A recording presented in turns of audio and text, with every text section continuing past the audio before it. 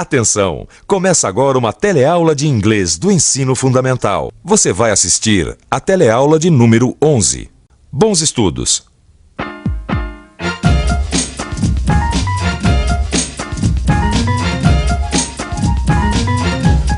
Hi!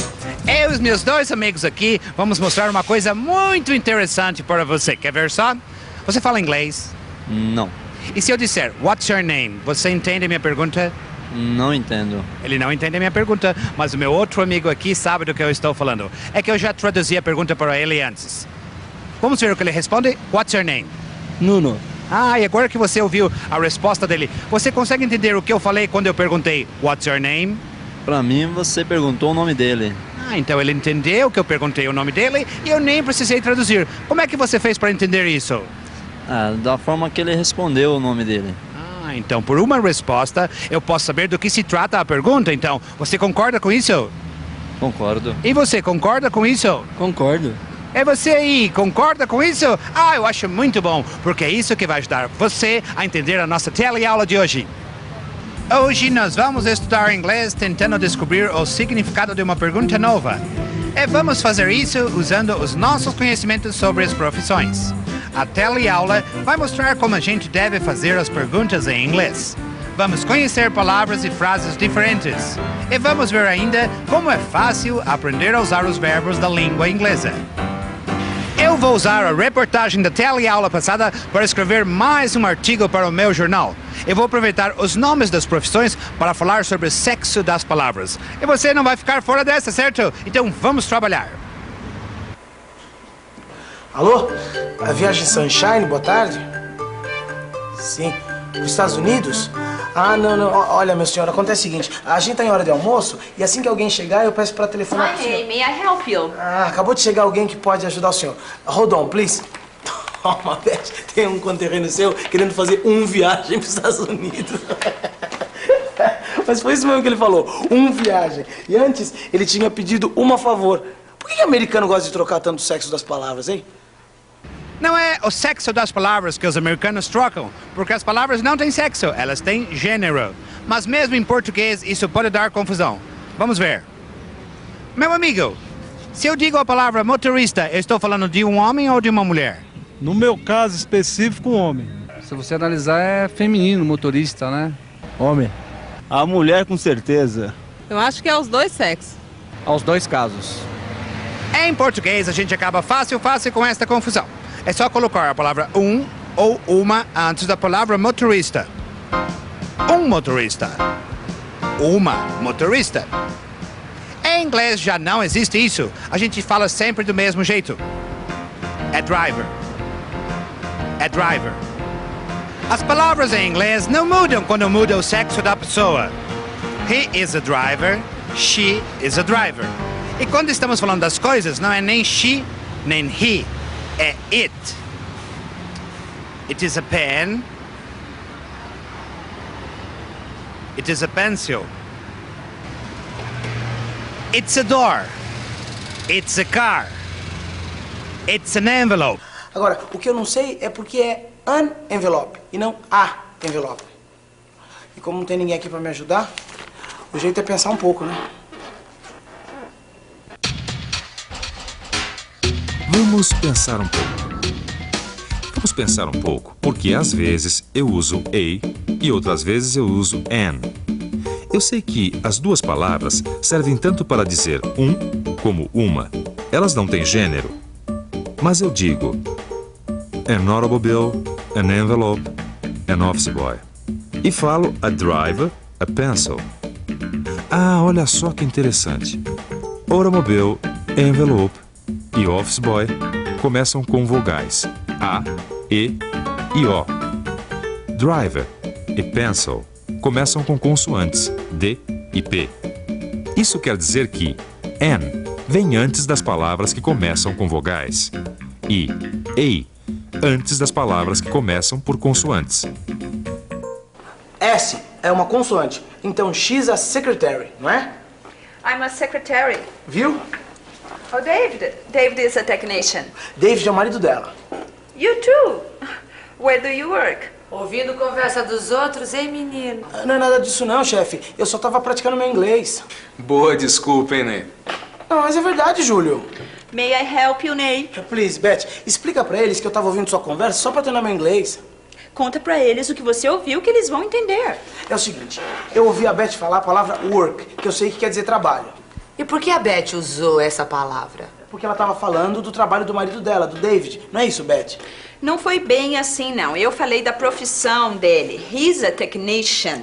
Mas não foi exatamente para isso que eu usei a palavra work. Então pra que foi?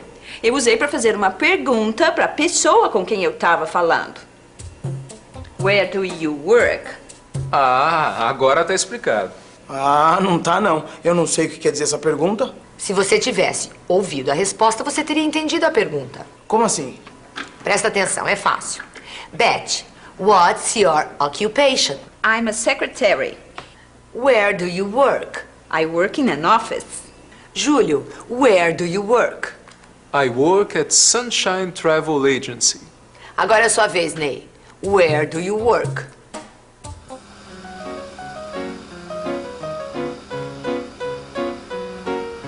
Where do you work?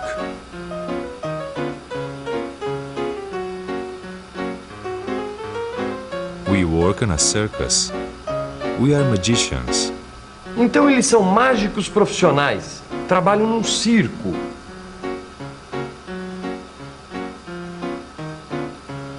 A doctor. Where does she work?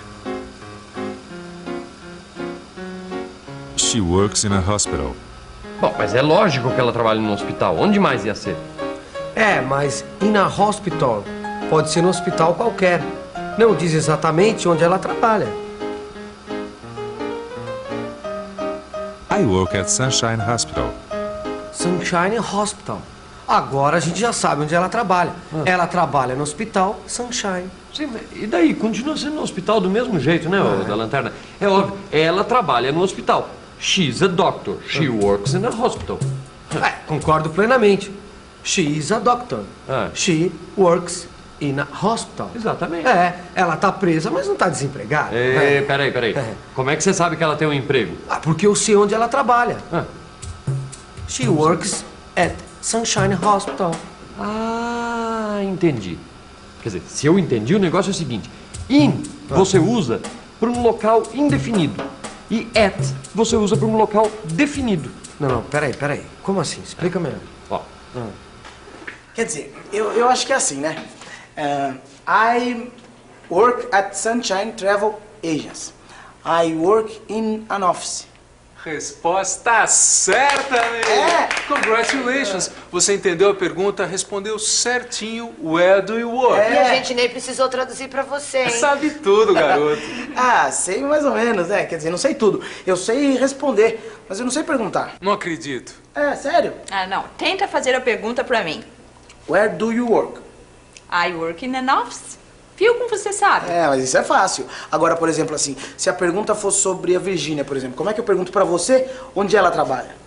Bom, nesse caso, você pergunta assim. Where does she work? Tá vendo? Apareceu um does aí no meio. Não. Eu usei o does do mesmo jeito que você usou o do quando me fez a pergunta. Where do you work? É mesmo, Eu falei do you, você falou does she. Pra que servem essas palavras? Do e does servem justamente para perguntar. Quando essas palavras aparecem na frente dos pronomes, eu sei que a frase é uma pergunta. Esse tipo de frase não existe em português. Quer ver só? Você dirige? Dirijo. Você dirige. Ele dirige? Sim. Ele dirige. Está vendo? Em português, você pode afirmar ou perguntar alguma coisa usando a mesma frase. Por exemplo, ele dirige. Ele dirige. Esta frase é uma afirmação. Mas se eu trocar este ponto por um sinal de interrogação, a mesma frase vira uma pergunta. E eu leio isso de um jeito diferente. Ele dirige? Você percebe a pergunta pela minha entonação. Em inglês, eu digo, he drives. Eu estou afirmando, ele dirige. Mas esta frase não vira uma pergunta só porque eu coloquei o sinal de interrogação. Em inglês, isso não está certo. Eu preciso mudar a frase. Para fazer a pergunta, eu uso o auxiliar do. Esse verbo vai antes do pronome he. E no caso deste pronome, os verbos também mudam. Se eu digo he drives, a pergunta tem que ser does he drive? Drive sem o S. Essa regra vale para qualquer verbo. E vale também para os pronomes she e it. Eu digo does he, does she, does it. Para os outros pronomes eu uso do. Do I, do you, do we, do they. Do they drive? Ah, sim, eles dirigem. Deixa eu aproveitar isso para falar de mais uma diferença muito interessante que existe entre o inglês e o português.